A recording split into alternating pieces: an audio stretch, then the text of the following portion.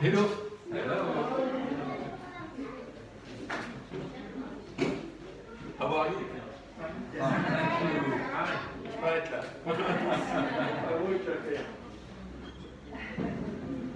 Tout le monde va bien? Alors, j'ai un petit message de Fabienne Berthomier. Est-ce que quelqu'un connaît Fabienne Berthomier? Je vais vous lire son message. Je pense que ça va évoquer quelque chose pour beaucoup d'entre vous. Cette nuit, je ne sais pas ce qui m'a pris.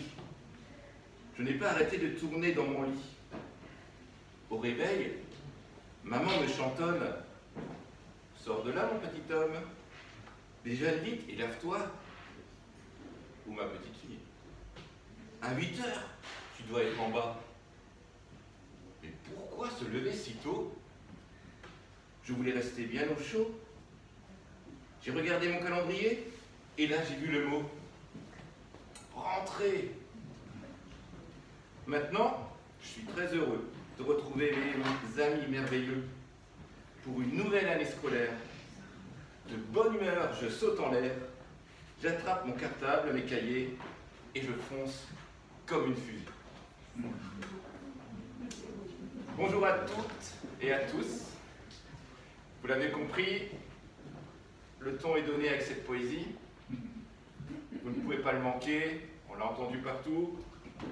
Vous l'avez certainement vécu directement, indirectement. Mais en tout cas, cette semaine, c'est la semaine de la rentrée.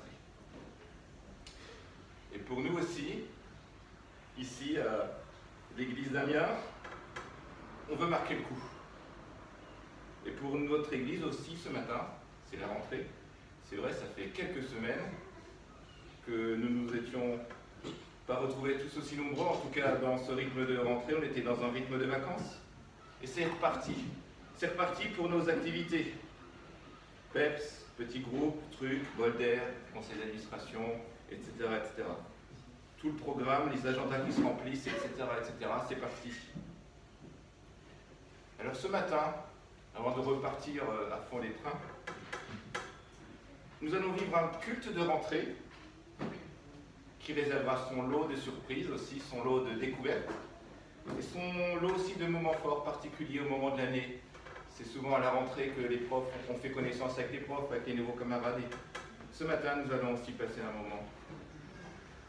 des moments particuliers. Mais avant, je voudrais refaire l'exercice en adaptant librement, de ma part, le poème de Fabienne Berthomier avec mes mots. Cette nuit, je ne sais pas ce qu'il m'a pris. Je n'ai pas arrêté de tourner dans mon lit. Au réveil, quelqu'une me chantonne. Sors vite de là. Déjeune, vite, et lave-toi. À 10 heures, tu dois être là-bas. Mais pourquoi se lever si tôt? Je voulais rester bien au chaud. J'ai regardé mon calendrier, et là, j'ai lu le mot dimanche. Maintenant, je suis très heureux de retrouver mes frères et sœurs merveilleux. Pour une nouvelle année, de bonne humeur, je saute en l'air. J'attrape mon portable, ma Bible, et je fonce comme une fusée pour vous retrouver. Je voudrais remettre ce moment de culte dans les mains du Seigneur et je laisserai la place à Jean-Philippe qui m'anime le temps de louange. Et ensuite, Olivier prendra la parole pour nous conduire dans le restant de ce culte. Seigneur, c'est la rentrée pour nous peut-être, mais toi tu n'as pas chômé, tu étais toujours présent pendant ces semaines où nous étions ailleurs, partis sous d'autres horizons ou occupés à faire autre chose. Seigneur, merci parce que tu étais présent avec nous et tu es présent ce matin. Je te prie Seigneur que ce matin soit vraiment un moment de culte mis à part, où nous pouvons vraiment nous retrouver et avoir la joie d'être ensemble et de te remettre aussi cette année pour cette église, notre église, mais avant tout ton église, Seigneur, qui sera mien. que tu guides nos pas, que tu bénisses ces instants et que tu donnes vraiment, oui, la direction pour l'année qui s'ouvre devant nous. Bénis ce temps de culte, je te prie. Amen. Jean-Philippe, à toi. Accordez-nous une minute qu'on recadre la femme de chaise parce qu'on est trop nombreux.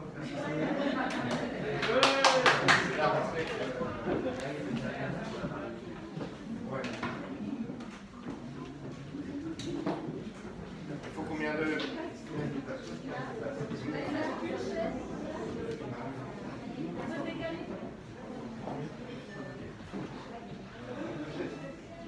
Deux chaises là.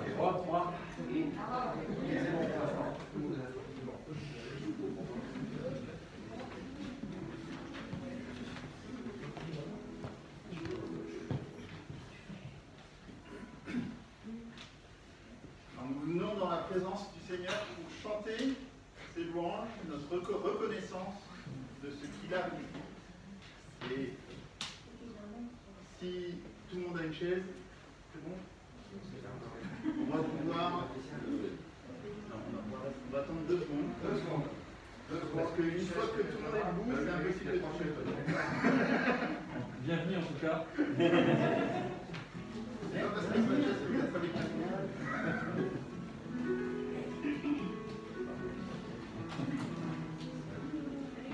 Je vous invite tous à vous lever et à chanter.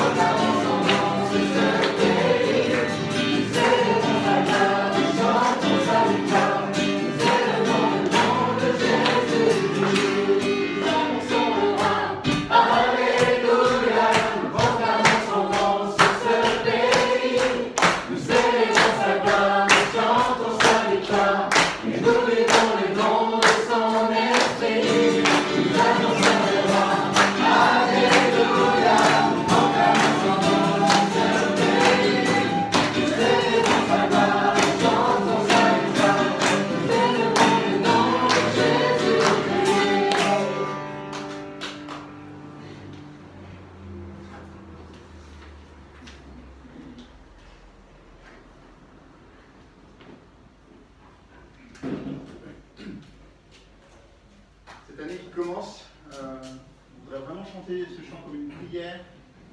Dieu te bénit, te garde, il rayonne sur toi, il t'accorde sa grâce. Que sa faveur reste sur toi pour 1000 générations, sur ta famille, tes enfants, les enfants de tes enfants. On pense à nos voisins, nos collègues, et que cette prière soit pour eux aussi. Amen. Amen.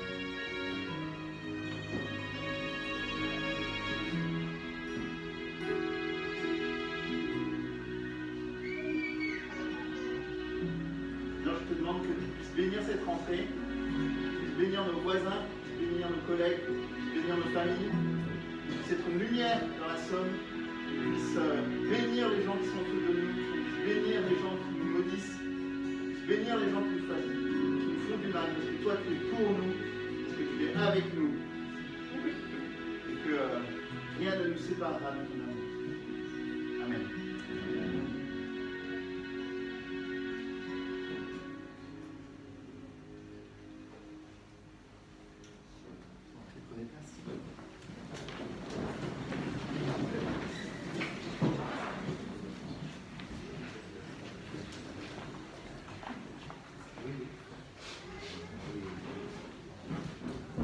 Alors bonjour à chacun et chacune, quelle joie, n'est-ce pas, de se retrouver après cette période estivale, de chanter tous ensemble aussi nombreux, ça fait vraiment du bien, qu'on puisse louer Dieu ensemble, son peuple réuni ici à l'église Perspective d'Amiens, pour le louer, pour l'adorer, parce qu'il est Dieu. Alors avant que les enfants rejoignent leur groupe, parce qu'aussi pour vous, il y a plein de surprises qui vont vous animer toute cette année.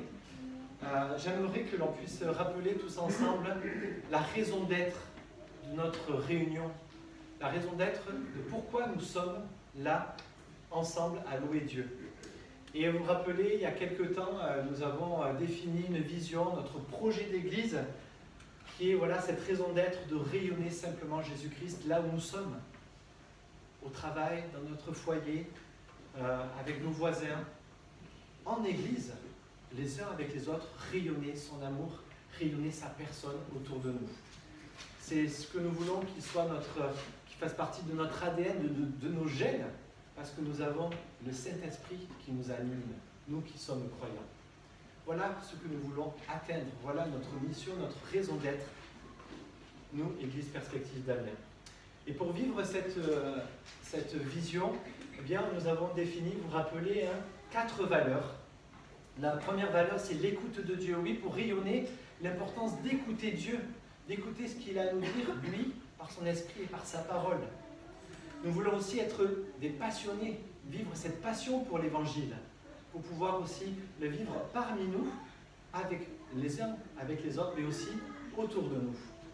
Une autre valeur aussi, c'est l'authenticité dans nos relations. Nous voulons être vrais les uns les autres. Et quand ça ne va pas, mais oser le dire, oser se le dire, ouais, ça ne va pas, je galère dans tel et tel défi de ma vie. Et quand c'est la joie, c'est pouvoir aussi l'exprimer, l'authenticité dans les relations. Et enfin, nous avions aussi défini cette valeur d'accueillir chacun comme il est, sur le cheminement, où c'est qu'il en est, quel que soit son cheminement et son histoire, de pouvoir aussi accompagner et prendre soin des uns des autres. Et ça, c'est un petit peu voilà, ce que nous voulons vivre, ce que nous voulons vivre ensemble. Donc, dans notre ADN, ce qu'on aimerait vivre ensemble, effectivement, oui, ce que nous voudrons être, c'est être une église donc, qui écoute Dieu et sa parole, être une église qui reflète et partage l'évangile, être une église authentique dans ses relations et une église qui accueille et soutient son prochain. Voilà notre ADN, voilà vers quoi nous aimerons tendre. Alors, il y a du travail, c'est pas acquis, mais c'est un cheminement aussi tous ensemble que nous voulons atteindre. Et concrètement, voilà comment on aimerait que ça se passe. Dans l'écoute de Dieu, eh bien, on va vivre des cultes qui soient accessibles, où à la fois petits, grands, chrétiens, ceux qui cheminent, puissent s'y retrouver, puissent vivre aussi et expérimenter cette présence de Dieu dans des temps de louange, dans des expositions bibliques à travers la prédication, dans des partages, des témoignages aussi qui seront communiqués à travers donc, nos rencontres dominicales. Et cette année, donc, nous aurons donc 2 cycles de formation, plutôt 2 cycles d'enseignement, de prédication. Un premier cycle sur « Soyez encouragés par Dieu », voilà, où il y aura à peu près une dizaine de prédications. Et deuxième cycle, plutôt à partir de l'hiver, sur l'épître de Paul aux Philippiens. Il y a également donc nos soirées PEPS. Alors c'est quoi? Ah oui, aussi, pardon, dans les enseignements qu'on aimerait aussi dispenser, il y aura aussi des cultes spéciaux, comme pour l'église persécutée, un culte de reconnaissance, des cultes de louange, de célébration de baptême, fête de Noël et de Pâques, et j'en passe. Nous avons également les soirées PEPS. Alors les soirées PEPS, qu'est-ce que c'est? Pour cultiver cette écoute de Dieu, eh bien, nous voulons nous retrouver en semaine. Pourquoi? PEPS, c'est partage, encouragement et prière en semaine. Et donc cette année, on aimerait que les premiers soirées PEPS, donc c'est en général le mardi, on puisse se retrouver tous ensemble par Zoom pour nous encourager, pour prier, partager ensemble. Et le deuxième PEPS, soirée PEPS du mois, eh bien qu'on puisse se retrouver dans les maisons. Voilà, les conditions sanitaires le repermettent, hein, qu'on puisse se retrouver dans les maisons. Et pour cela, n'hésitez pas à me dire si vous voulez accueillir dans vos maisons pour qu'on puisse se réunir et proposer aussi des lieux de rencontre. J'ai eu déjà une ou deux personnes qui m'ont dit oui, je veux bien accueillir pour ces deuxièmes mardis du mois. On se retrouve donc pour ces soirées PEPS. Et en général, qu'est-ce qu'on fait dans ces soirées PEPS? On prie, on partage et on revient sur la prédication du dimanche d'avant pour rebondir, savoir qu'est-ce que ça nous a fait et quel encouragement ça peut aussi susciter en nous et pour les autres. Voilà donc pour les soirées PEPS. Donc ça, c'est pour cultiver l'écoute de Dieu. Pour la passion de l'évangile, eh bien, vous le savez, mais depuis plusieurs années, il y a ces fameux petits groupes, à peu près une fois par mois, des temps de partage sur des thématiques différentes qui sont organisées en divers lieux. Hein. Donc vous les avez écrits ici, que ce soit à Villers, à Salleux, à Buzy, Le Hamel, Marcel-Cave, et pourquoi pas chez vous aussi. Hein. Donc de pouvoir aussi en fait partager. Et pour mieux en parler, j'aimerais inviter Yann, qui est pour donner aussi un petit peu le contenu de ces soirées, de ces soirées petits groupes, et également un petit peu tout ce qui est la dynamique Val de Somme, avec la communauté Val de Somme, qui continue ses efforts donc, dans le territoire. Bonjour à tous. Aussi un plaisir immense de chanter Nous annoncerons le roi tous ensemble avec toutes ces vôtres. C'est vraiment top. Il y a des tas de façons d'annoncer le roi. Les petits groupes, c'est une des façons pour pouvoir l'annoncer. C'est pour l'équipe du Val de Somme la 5e année maintenant qu'on débute avec les petits groupes. Les petits groupes, c'est quoi? Ce sont simplement des groupes d'une dizaine de personnes qui accueillent des croyants et des personnes en cheminement pour discuter ensemble des questions qui nous touchent au quotidien. Et on partage ensemble ce qui fait notre vie au quotidien et on voit ce que la Bible en dit dans un souci de respect des convictions des uns et des autres et de cheminement ensemble des uns et des autres. Et donc, sur les différentes années précédentes, on a vécu une année sur les valeurs, une année sur les émotions, une année sur les grandes questions de la vie et d'autres choses encore. Et cette année, dans le Val de Somme, on débute un cycle sur le développement personnel. En équipe, avec le Val de Somme, on s'est dit, mais c'est vraiment un sujet qui intéresse et touche beaucoup de nos contemporains et aussi les croyants qui aspirent à cela à leur façon. Et donc, on va partager ça ensemble dans les petits groupes. On commence ce mois-ci avec une première soirée sur les valeurs. Voilà pour les petits groupes. Et puis, vous le savez certainement, mais les petits groupes, c'est aussi quelque chose qui est maintenant édité par un éditeur chrétien qui s'appelle BLF. Et il y a eu plus de 200 packs de petits groupes qui ont été commandés cet été, donc ils commencent à arriver dans les boîtes aux lettres. Donc potentiellement plus de 200 petits groupes dans toute la France, ou Suisse, ou pays francophones qui vont débuter là cette année. C'est trop waouh, quoi. Donc trop bien. Voilà. Pour la dynamique du Val de Somme, eh bien donc on débute les petits groupes sur le développement personnel. Et puis on va continuer nos temps de rencontres uniques et conviviaux, les trucs du dimanche. Ce sont des rencontres qui se font une fois par mois, le dimanche après-midi, toujours dans un souci de pertinence pour les croyants et d'accueil des non-croyants. Et puis on a aussi un projet important pour le mois de décembre. On va organiser un concert de gospel avec l'église My Gospel Church. Donc le chœur de My Gospel Church, qui est une église parisienne, qui va venir faire un concert dans l'église de Villers-Bretonneux le 11 décembre, c'est un samedi. Et on va faire une invitation très large parce que c'est aussi une façon de proclamer Dieu au travers de cet événement. Et vous y serez aussi bien sûr conviés, on va essayer de faire ça de façon la plus large possible. Voilà, ça c'est un gros défi pour nous cette année.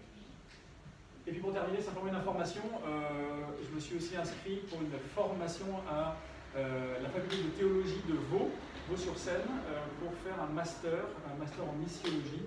Donc ce sont plusieurs semaines par an pour aborder des questions de théologie, de missiologie, de sciences humaines, de philosophie. Tout ça pour pouvoir se former aussi pour encore mieux apprendre et savoir annoncer l'évangile à nos contemporains. Merci. reste là, Yann. On va prier spécialement pour les petits groupes d'information. Et je vais demander à Mick si tu veux bien prier spécialement. Tu veux. Seigneur, il y a tant de manières d'annoncer ta parole, Seigneur, mais ce que tu demandes, c'est d'avoir des personnes qui se lèvent pour cela. Merci, Seigneur, pour Yann, Sarah, pour aussi tous les membres de l'Église qui se sont levés, qui se lèvent et qui ont cette envie d'annoncer ta parole, Seigneur, avec leurs dons, avec leurs moyens, Seigneur. Merci pour cela. Je te remets en particulier les petits groupes, Seigneur, ceux du Val de Somme, et aussi les autres que Olivier a cités de notre Église, Seigneur, que tu bénisses cette année qui s'avance devant eux, Seigneur, que les personnes extérieures aient envie d'entendre, de découvrir, Seigneur, et que tu puisses toucher les cœurs, Seigneur, que tu mettes cette quête dans leur cœur et que tu puisses combler ce vide.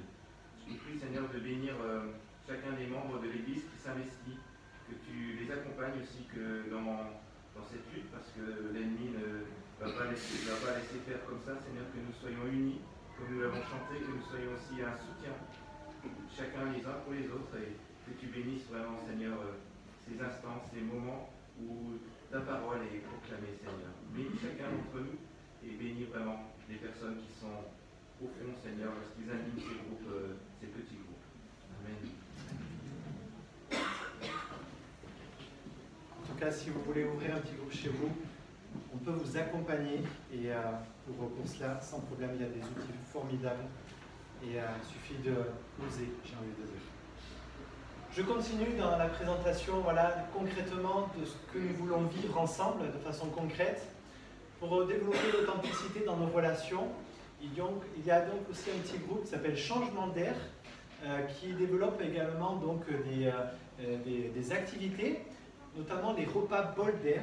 Donc ce sont des repas qui nous permettent en fait de nous retrouver les uns les autres pour faire connaissance les uns avec les autres, pour approfondir les relations.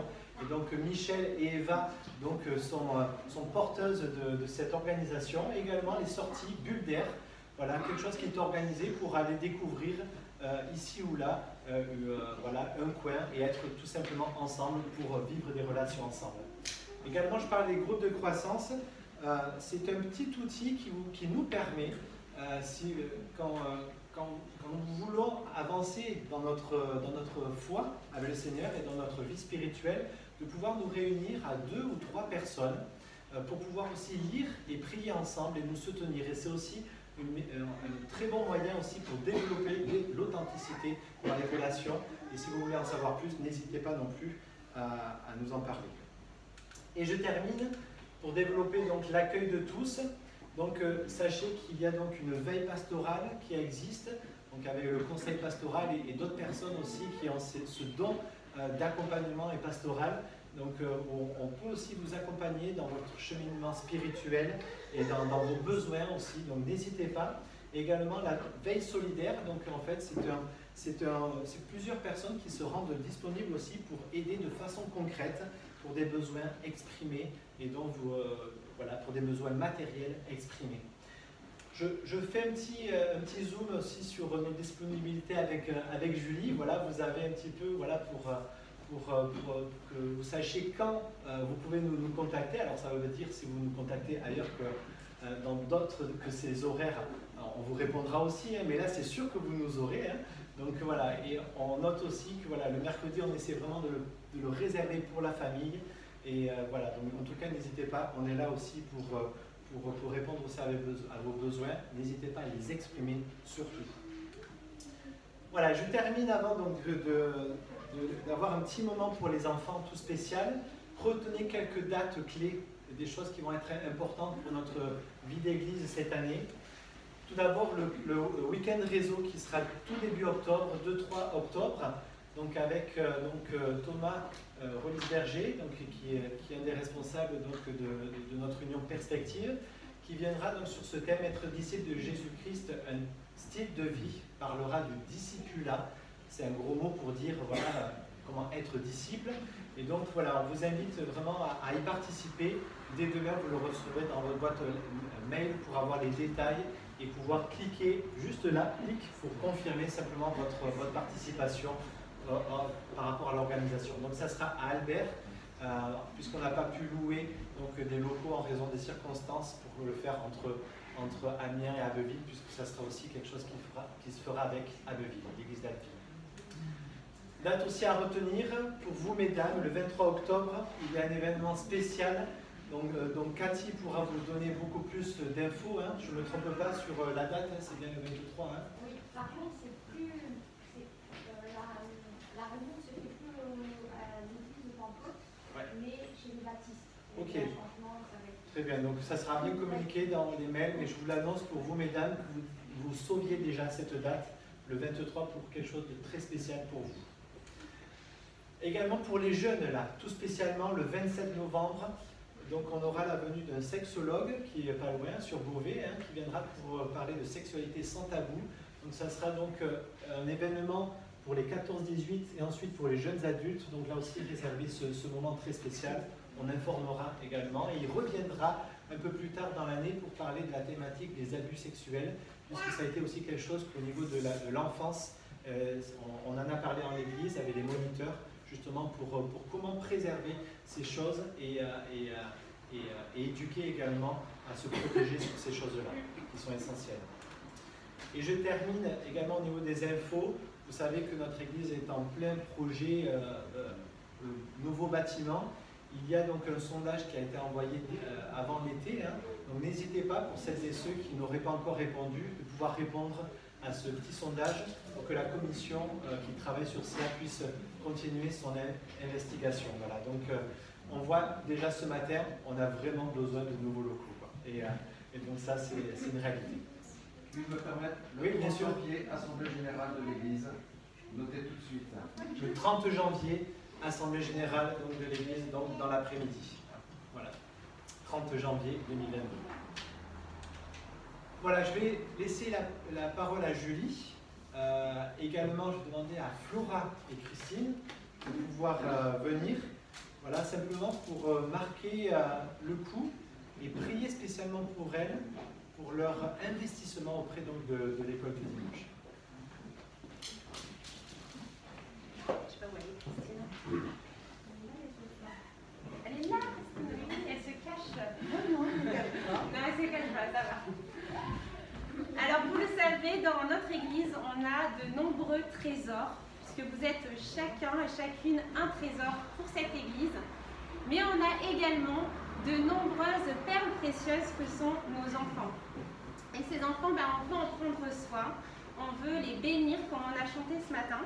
Et pour ça, c'est aussi une organisation. C'est quelque chose qui demande beaucoup d'intentionnalité, de la spontanéité bien sûr à chaque fois, mais aussi de l'intentionnalité. On veut bénir de manière intentionnelle tous ces bouts de chou, tous ces moyens, mais tous aussi ces ados, ces pré-ados qui sont dans notre église. Et du coup, pour ça, on a besoin de leaders, de personnes qui se lèvent et qui vont avoir le souci, la veille pour ces enfants. Et du coup, pourquoi Flora et Christine sont à côté de moi ce matin, c'est parce qu'elles ont accepté il y a quelques semaines, quelques mois, de bien vouloir accepter par le poste de coordinatrice des groupes d'enfants, notamment des primaires et des pré-ados, groupe ados appelé en bas. Ça fait déjà un bon petit nombre. Et du coup, c'est un petit peu un gros mot, ce mot coordinatrice des groupes d'enfants, ça fait, voilà, c'est un petit peu compliqué. Ma question, c'est selon vous, qu'est-ce que fait un coordinateur de groupe d'enfants? Parce que c'est ce qu'elles vont faire. Donc, est-ce que vous avez une idée de ce qu'elles vont devoir faire? Elles vont coordonner des groupes d'enfants. Qu'est-ce qu'elles vont faire selon vous? Quelles seront leurs préoccupations semaine après semaine?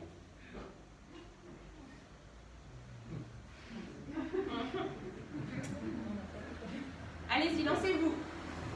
Qu'est-ce qu'elle va bien pouvoir faire? Réfléchir à ce qui va être enseigné à nos enfants. Réfléchir à ce qui va être enseigné. Motiver. Proposer. Ouais. Trouver des personnes. Proposer, motiver. Ouais. Donc il y a toute la dynamique finalement de trouver des personnes qui vont accepter de bien vouloir prendre soin d'eux semaine après semaine. Donc il y a une capacité en elles qui est de percevoir des dons en chacun de vous. Donc ça veut dire aussi d'être en lien avec vous et de voir des dons en vous qui pourraient correspondre à ce dont elles aient besoin. Donc elles risquent de venir vous voir et à force d'observation à être à vos côtés, se dire tiens, ça te dirait pas de faire ça, je te verrais bien faire ça. Discerner les dons dans l'Église pour la jeunesse, ça va être une partie de leur rôle. Donc on a parlé aussi, Aline avait parlé aussi du programme, définir un programme, qu'est-ce qu'on va faire, qu'est-ce qu'on va traiter cette année. Donc ça c'est en lien aussi avec les prédicateurs. Qu'est-ce qu'elles peuvent faire d'autre? Prier.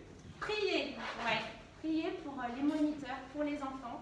Les moniteurs aussi sont appelés à prier, mais elles ont vraiment cette vocation aussi de prendre soin de ce temps prière pour bénir les moniteurs et les enfants, ouais. Autre chose?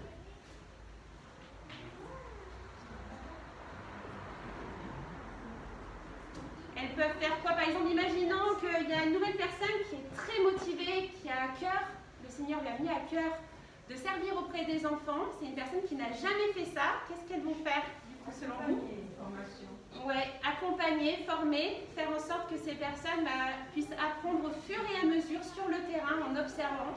Donc ça demande de rencontrer cette personne et puis de lui proposer une formation de terrain. Donc voilà, on a un petit peu près tous les éléments, mais il y a aussi un dernier élément qui est de faire vivre la vision. Parce qu'il y a une vision également pour les enfants. Cette vision, elle est très simple, mais il faut la faire vivre. C'est aimer les enfants.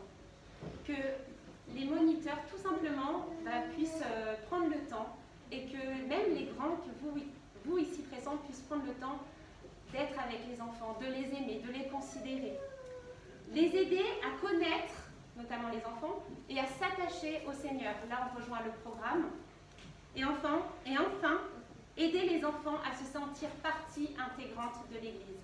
Ce n'est pas juste quelque chose qui se passe en bas ou dans les salles, c'est aussi que les enfants se sentent partie de l'Église. Et ça demande beaucoup de choses. Ça implique comment on peut faire en sorte que les enfants se sentent concernés par la présidence, par tout ce qui va être dit, pour pas qu'ils s'ennuient à l'Église, qu'ils se sentent concernés par le message de l'Évangile. Voilà, ça c'est leur fonction. Vous allez dire, qu'est-ce que je vais faire moi? Alors moi, mon rôle va changer, je dis brièvement ce que je vais faire.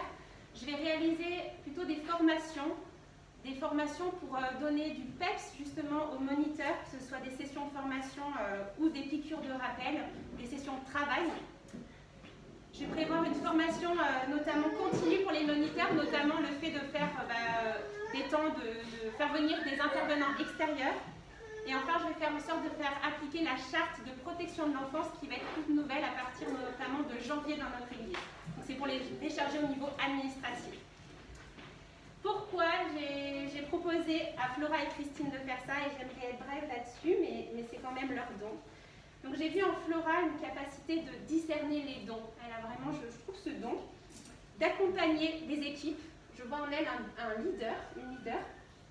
Et je vois aussi en elle une capacité de rassurer et de prendre du recul, ce qui est forcément nécessaire quand on accompagne des moniteurs. Elle rassure et elle permet de prendre du recul, de déstresser. Christine, je vois en elle beaucoup de créativité, d'imagination, et donc du coup on en a besoin auprès des enfants, mais également une capacité de créer du lien. Elle est là depuis très longtemps et elle connaît beaucoup de monde, et donc du coup elle a une capacité de créer ce lien-là. Et aussi, je la vois en tant que leader dans l'accueil et l'accompagnement d'une équipe, même si elle peut en douter, je la vois vraiment aussi là-dedans. Elle va devoir prendre confiance dans ce poste-là, ça peut prendre du temps. Voilà. Et j'aimerais vous laisser, avant qu'on prie pour elle, je voudrais leur laisser un verset. Vous avez compris, c'est un ministère qui demande de la persévérance, qui est semaine après semaine.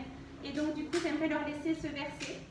Ceux qui comptent sur l'Éternel renouvellent leur force, ils prennent leur envol comme les aigles, ils courent sans s'épuiser, ils marchent sans se fatiguer. Ceux qui comptent sur l'Éternel. Ésaïe 40, 41. Je vais prier pour elle, et s'il y a quelqu'un d'autre qui voudrait prier pour elle, est-ce que vous voulez bien lever la main qu'on soit deux? Là, du coup, c'est spontané. Oui, merci Aline.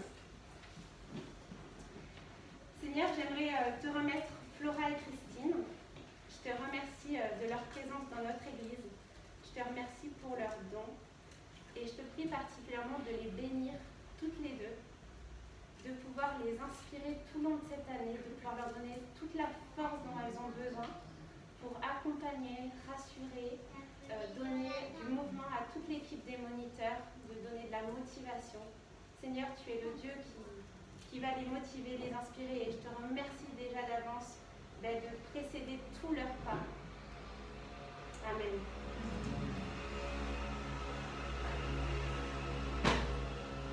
Et Seigneur, je te remercie pour Christine, pour Flora qui se sont levées pour toi depuis des années déjà et qui renouvellent leur engagement d'être encore plus fort.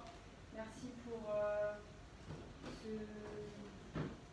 ce témoignage qu'elle nous donne aussi à nous lever pour toi. Je te demande de les bénir tout spécialement pour cette année, de renouveler leur réservoir d'amour pour qu'elles puissent en donner autour d'elles, à tous nos enfants ici et aux futurs visiteurs qui viendront, à toutes ces personnes qui vont fréquenter l'église, et qu'elles puissent être un moteur et des ressources avec toi, Seigneur, avec ta parole, et qu'elles puissent à leur tour bénir tous ces enfants qui vont fréquenter notre église.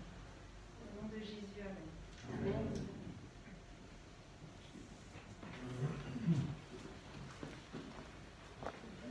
Alors juste vous dire, voilà, donc les constitutions des groupes, hein, les petits loups, les enfants, les ados, ça vous pouvez vous repérer. Hein.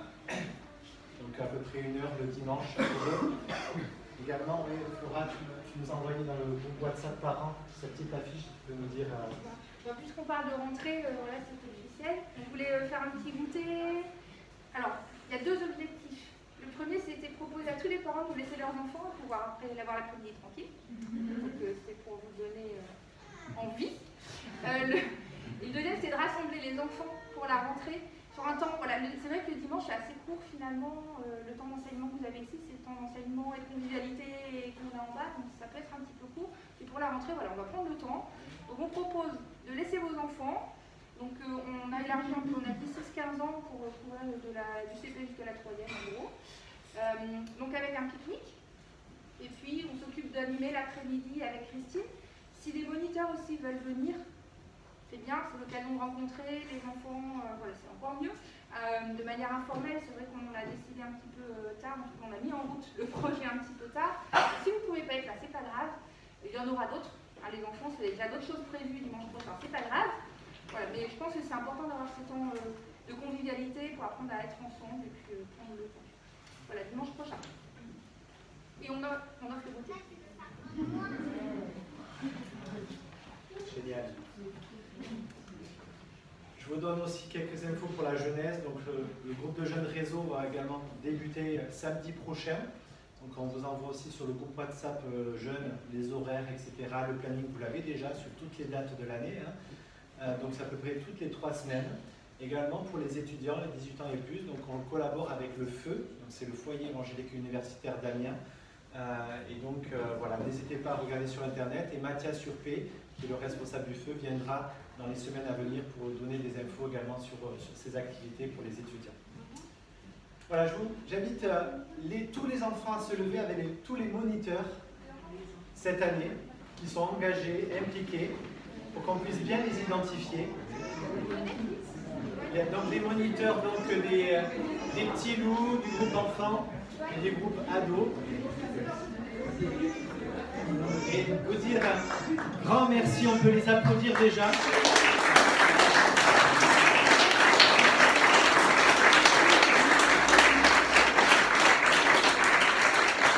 Merci pour votre persévérance, pour les personnes qui complètent des équipes cette année.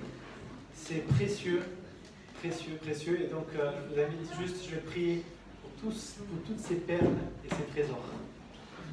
Seigneur, on veut te bénir encore et te demander que tu bénisses chacun dans ce qu'ils pourront entendre ce matin et les dimanches qui suivent.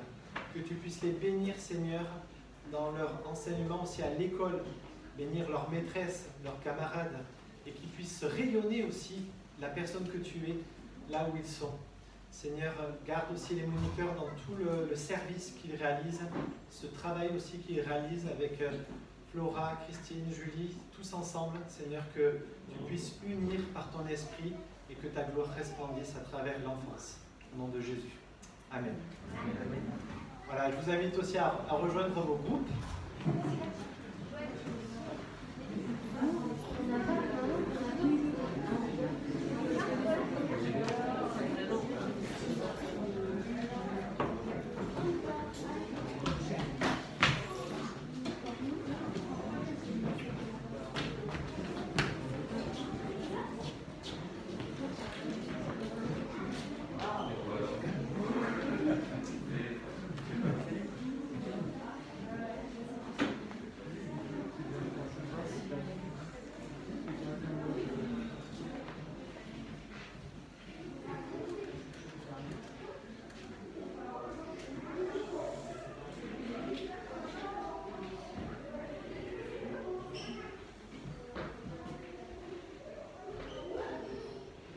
Est-ce que vous reconnaissez cet oiseau? C'est quoi? Pardon? Un colibri, en effet. Alors, le colibri, il est connu pour être l'oiseau de tous les records. Un colibri, c'est à peu près 5 cm. Pour à peu près... Non, oui, 5 cm et 2 grammes. C'est un oiseau qui vole dans toutes les directions. En haut, à bas, à droite, à gauche, et il fait même du surplace. Et on marche arrière. Et en marche arrière, effectivement. C'est un oiseau qui peut atteindre jusqu'à 100 km/h. Il peut avoir jusqu'à 1200 pulsations par minute dans ces situations. Il peut battre ses ailes jusqu'à 200 fois par seconde, selon la source Géo, je précise. Et il butine à peu près 1000 fleurs par jour. Et à peu près 320 espèces existent dans le monde. C'est donc l'oiseau de tous les records. Alors je ne veux pas vous faire un cours d'ornithologie, voilà, ornithologie, mais je voulais plutôt me servir du colibri et de la légende du colibri, peut-être vous la connaissez.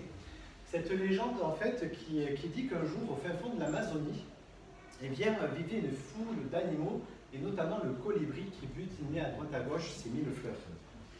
Et au loin, un grand éclair arrivait, enfin un grand orage arrivait, et il vient embraser toute la forêt, qui laissa tous ses habitants dans la frayeur et terrifiés, impuissants devant la terreur et la fureur de cet incendie. Tous regardaient, dit la légende, la forêt s'embraser, sauf Colibri, qui, avec son petit bec, allait prendre quelques gouttes d'eau pour éteindre le feu.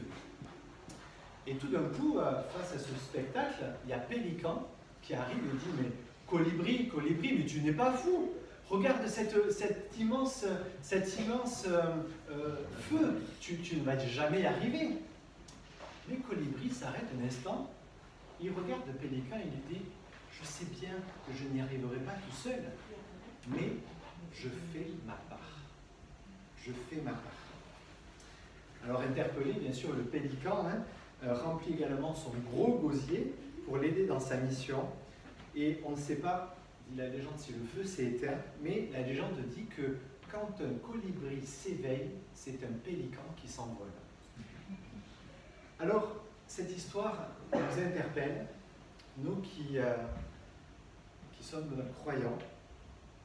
Elle nous interpelle notamment sur la part que nous avons et que nous prenons pour l'annonce de l'Évangile autour de nous, que ce soit en Église, mais aussi à travers là où nous sommes. Ça nous interpelle sur la passion que nous manifestons à vivre ce sur quoi nous sommes appelés à vivre.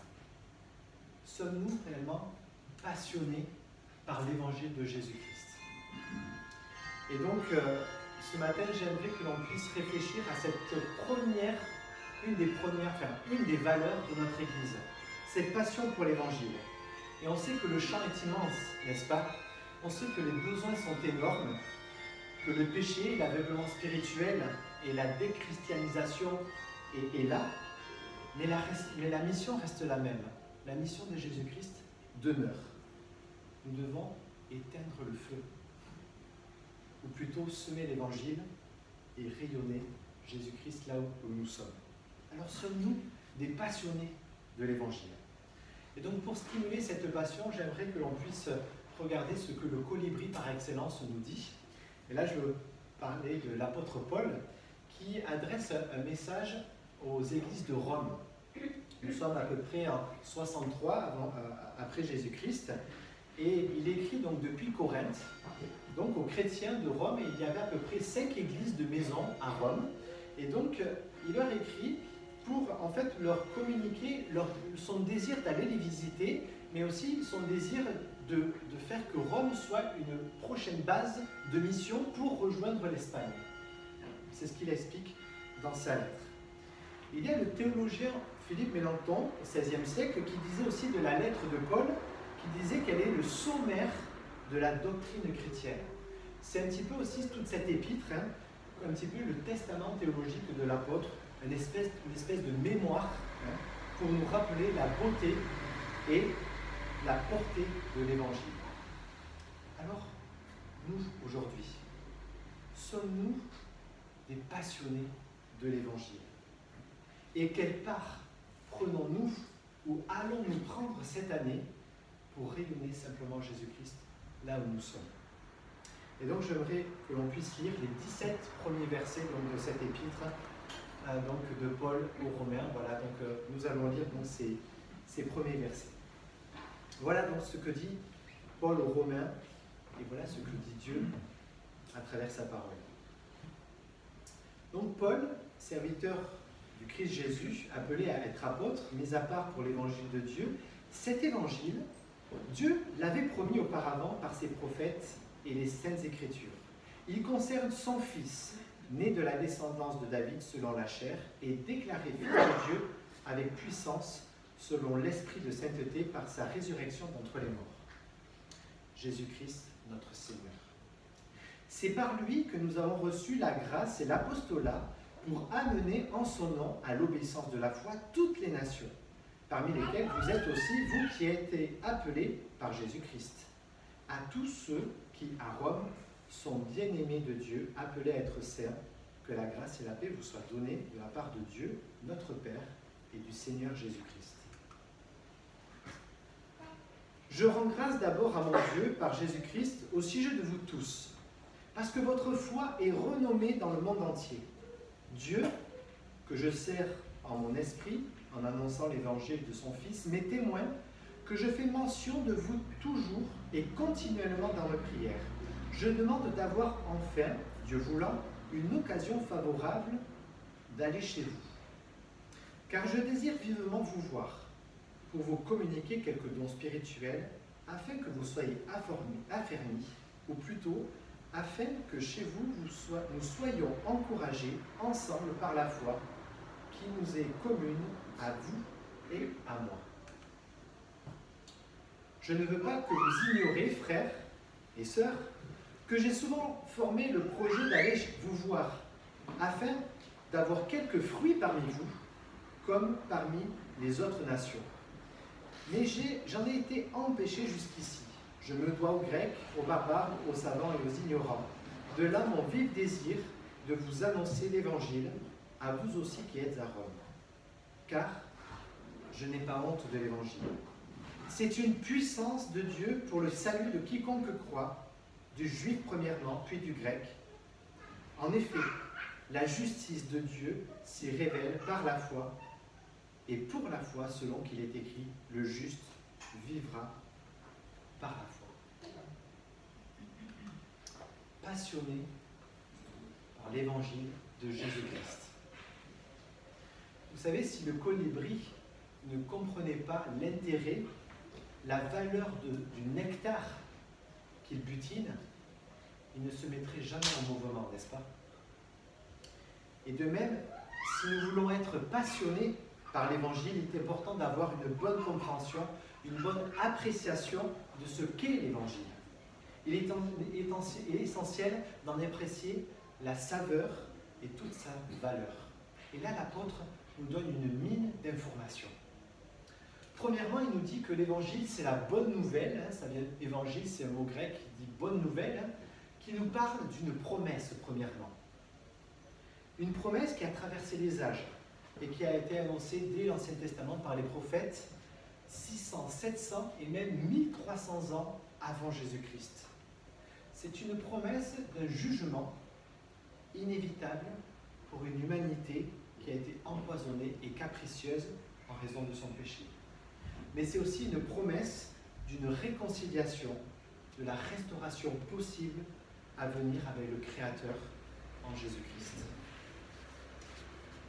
Deuxième chose, l'évangile, c'est la bonne nouvelle aussi qui est associée à une personne, à Jésus-Christ, notre Seigneur. En fait, ici, quand l'apôtre Paul désigne Jésus-Christ comme fils, né de la descendance de David selon la chair, l'apôtre Paul, ici, veut premièrement souligner son humanité. Le fait que Jésus-Christ est comme l'un d'entre nous, comme nous, en fait. Il est finalement l'homme par excellence. Il est, j'ai envie de dire, même la meilleure version de nous-mêmes. Et en même temps, nous dit le texte, il est fils, il est déclaré fils de Dieu. C'est-à-dire, littéralement, il est distingué fils de Dieu par sa résurrection d'entre les morts. Sa résurrection, en fait, vient délimiter, elle vient en quelque sorte le démarquer de tout le reste de l'humanité et qu'elle nous montre de façon impeccable sa nature commune avec Dieu, le Père. Cela signifie qu'en lui, en fait, nous découvrons qui est Dieu. C'est merveilleux. Dieu qui s'est fait homme et en lui, nous pouvons voir et connaître Dieu. Waouh! Troisième chose, l'évangile, c'est la bonne nouvelle d'un cadeau qui se reçoit par la foi. C'est une grâce, l'évangile. Le message de la grâce. Et une grâce, c'est quoi? C'est une faveur imméritée. Et l'évangile est ce cadeau gratuit d'un Dieu qui décida de venir nous chercher et nous sauver de notre séparation éternelle d'avec Dieu. Alors qu'on méritait d'être séparés éternellement de lui. Parce qu'en raison de notre refus de croire Dieu, en raison de notre désir d'indépendance, de vouloir définir ce qui est bien et mal par nous-mêmes, eh bien nous avons été séparés de Dieu. La relation a été coupée. Et l'être humain donc expérimente en lui une rupture spirituelle, mais aussi psychologique en lui-même, c'est-à-dire avec son lot de pensées négatives, avec aussi des émotions difficiles à gérer dans nos vies. Et c'est notre expérience, n'est-ce pas? Et des comportements aussi qui sont parfois horribles et qu'on préférerait cacher. Et parfois, moi, dans ma vie, je me dis, mais j'ai fait ça, je dis ça. Waouh! Ça, c'est en raison du péché. L'être humain vit également une fracture sociale avec des difficultés relationnelles dans le couple, dans le travail, etc. Des difficultés relationnelles qui amènent à des querelles, des disputes, des divisions, du chantage, de la jalousie, des divorces, etc.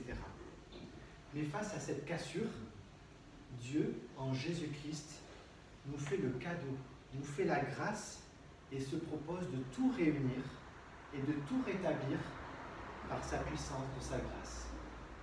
Nous pouvons donc être réconciliés et reconnectés avec le Créateur en l'accueillant dans notre propre vie, c'est-à-dire en reconnaissant notre éloignement et notre péché, la Bible appelle ça la repentance, mais aussi en nous appropriant sa grâce, en mettant sur notre compte cette grâce, en lui faisant confiance, et ce que la Bible appelle la foi, afin que l'on puisse réparer notre relation avec lui, avec nous-mêmes, mais aussi avec les autres. L'Évangile, c'est un cadeau qui se reçoit par la foi. Mais c'est aussi l'Évangile, la bonne nouvelle qui révèle la justice de Dieu par la foi, nous dit le texte au verset 17. La justice de Dieu se révèle par la foi et pour la foi. Rendez-vous compte, alors que nous étions tous pécheurs, Christ est mort pour nous. Il est mort pour toi. La seule réponse au mal, au rejet, à la transgression de la loi divine, eh bien, c'était la mort. C'était cette séparation éternelle avec le Dieu de la vie. C'était le fait d'être déconnecté éternellement du Dieu de la vie. Et Dieu l'a décrété ainsi pour faire justice. Sinon, il n'y aurait pas de justice. Mais pour nous éviter d'être éternellement séparés de Dieu, Christ est mort pour nous. Il a pris sur lui la condamnation liée au péché pour que nous n'ayons, nous, jamais à subir ce châtiment éternel. Et non seulement il nous libère de la pénalité du péché, mais aussi de sa présence, de son pouvoir et de son plaisir. Et nous donne en plus tous ses privilèges, toutes ses caractéristiques pour mener une vie juste et qui lui plaise. Finalement, c'est comme si Christ, en fait, prenait sur son compte toute notre noirceur et nous donnait à la place tous ses attributs, tous ses droits. Et la Bible appelle ça, cette fabuleuse réalité, la justification par la foi. L'Évangile, c'est aussi la bonne nouvelle de toutes les bonnes nouvelles. Parce que c'est de la bombe. Rendez-vous compte, le pouvoir et la toute-puissance de Dieu habitent et est portée dans cette bonne nouvelle qu'est l'Évangile. Et elle s'est concrètement manifestée quand Jésus-Christ est ressuscité d'entre les morts. C'est ce que nous proclamons. Quand la vie a renversé la mort à la résurrection de Jésus, ça a été de la bombe. L'Évangile, c'est la bonne nouvelle de toutes les bonnes nouvelles. Et ce n'est pas que des mots, l'Évangile. Ce n'est pas simplement un grand discours. Mais c'est une nouvelle qui surpasse toutes les catégories et toute pensée religieuse de ce monde. Parce qu'elle nous dit que c'est la résurrection de Jésus qui sera aussi la mienne. Je vais aussi, et je suis déjà en quelque sorte ressuscité grâce à Christ. Ça veut dire que je ne connaîtrai pas la mort éternelle d'avec Dieu. Je peux connaître la mort physique, mais pas la mort éternelle, la séparation éternelle d'avec Dieu. Et si je meurs un jour, non, je vivrai toujours.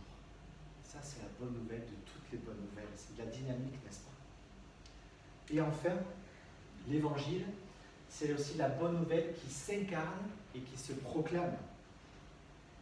Plus qu'un bon conseil, l'Évangile se vit et se dit. C'est une façon d'être. C'est un style de vie, l'Évangile. Ce n'est pas quelque chose que nous faisons, mais c'est quelque chose qui a été fait pour nous et à quoi nous répondons pour le rendre et le manifester publiquement. Et l'Évangile engendre finalement, quand nous nous l'approprions, une toute nouvelle façon de vivre. On ne peut pas rester indifférent, on ne peut pas faire comme avant. Car son but est d'être envoyé dans son apostolat, nous dit le texte, c'est-à-dire dans un service afin d'amener en son nom à l'obéissance de la foi. Et remarquez, ce n'est pas à l'initiation ou à la connaissance de la foi, mais c'est à l'obéissance. Ça englobe quelque chose de bien plus profond.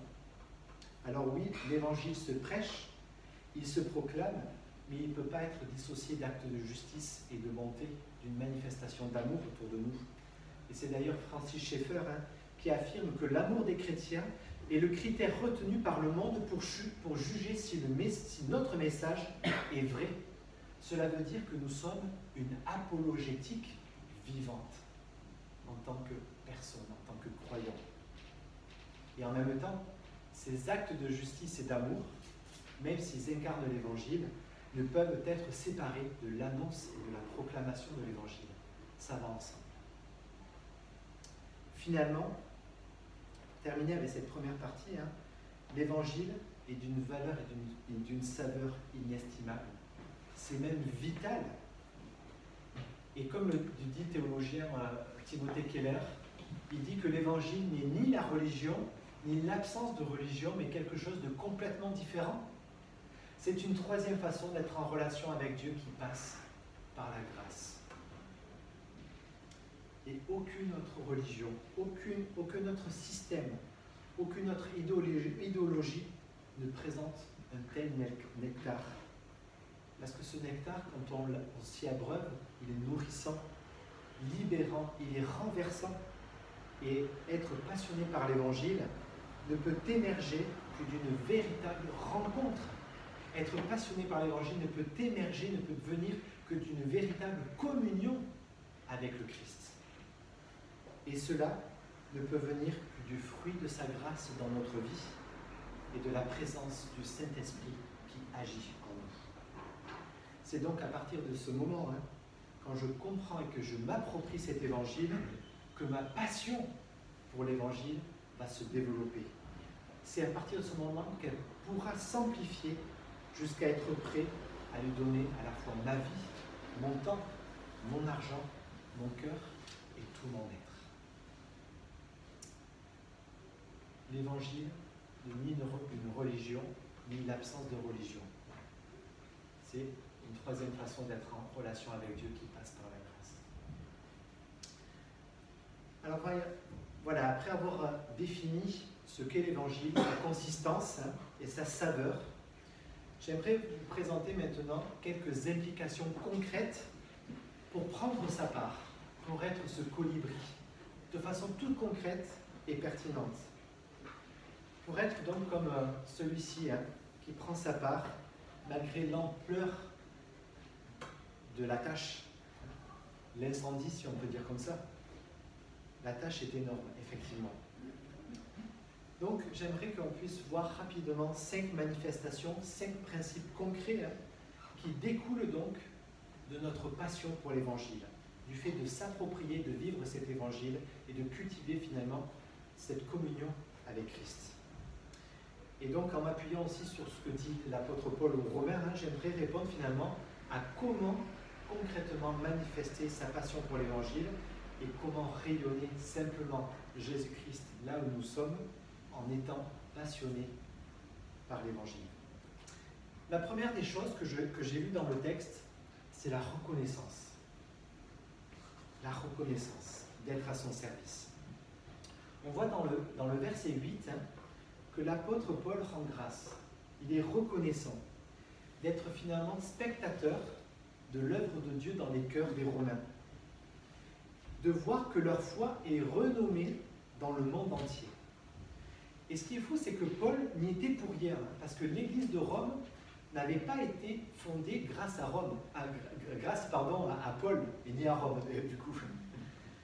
Paul n'était pas intervenu, c'était en fait des chrétiens d'origine juive qui avaient été déportés et qui avaient formé ces églises de maison. Paul n'était pas à l'origine, n'était pas l'implanteur de cette église-là. Donc finalement, aucun danger pour lui de s'approprier cette œuvre à Rome et de dire, ce qui se passe à Rome là, c'est mon bébé, c'est à moi, c'est moi le fondateur, l'implanteur. Cela doit nous enseigner sur l'attachement également que nous mettons sur les choses ou les associations que nous gérons, culturelles, et même aussi sur les personnes que nous accompagnons. Parce que rien ni personne ne nous appartient, mais tout est grâce et cadeau de Dieu dans son service. Être au service de Dieu, c'est un immense cadeau. C'est une grâce que d'observer l'action de Dieu dans le cœur des gens et la transformation de celles et ceux que nous côtoyons. Être reconnaissant finalement d'être à son service, d'être ses serviteurs, nous protège finalement de tout orgueil, de toute accaparation, de toute soif de posséder ou de contrôle qui serait nocif pour l'Église et pour nos relations. Nous ne sommes pas propriétaires de notre ministère, car être au service de Dieu, c'est littéralement être l'esclave de Dieu. Quand Paul il dit qu'il est serviteur, c'est le mot doulos en grec, ça veut dire qu'il est au service, que rien ne lui appartient, mais que tout est au propriétaire divin. Alors cultivons vraiment dans notre service, quel qu'il soit, cette reconnaissance et de dire merci Dieu parce que je peux faire tel et tel service. Merci parce que je peux animer la louange. Merci Dieu parce que je sers au service, au ministère louange. Merci parce que je suis impliqué dans l'évangélisation, dans l'implantation ou dans un service pastoral. C'est un cadeau que Dieu te fait. Et ça ne t'appartient pas. La reconnaissance donc nous invite à l'humilité, à rester à notre place, tout en considérant que je suis un instrument dans les mains du divin maître. Quelle grâce! Deuxième manifestation de cette passion, après le fait d'être reconnaissant, c'est aussi la préoccupation pour son prochain. Comment être passionné par l'Évangile? Eh bien, en développant une préoccupation pour notre prochain. On constate dans cette lettre, mais aussi dans toutes les autres épîtres de Paul, son souci permanent qui le pénétrait pour les croyants, mais aussi pour celles et ceux qui ne l'étaient pas encore.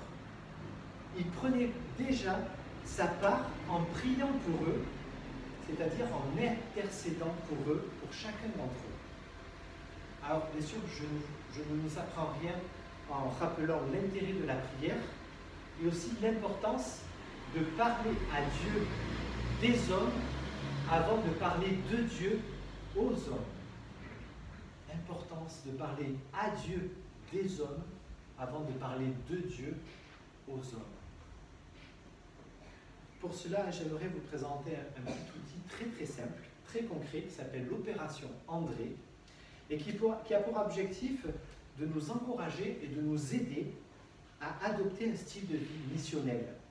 Il se présente en 5 étapes. La première étape, c'est de regarder autour de vous, de regarder dans votre sphère d'influence, et de vous dire, que ce soit dans votre famille, travail, voisinage, loisirs, de noter le nom de quelques personnes pour lesquelles vous aimeriez parler de l'Évangile ou approfondir une relation fraternelle.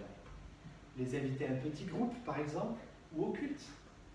Regardez autour de vous et notez quelques personnes sur un bout de papier. Ensuite, priez Dieu.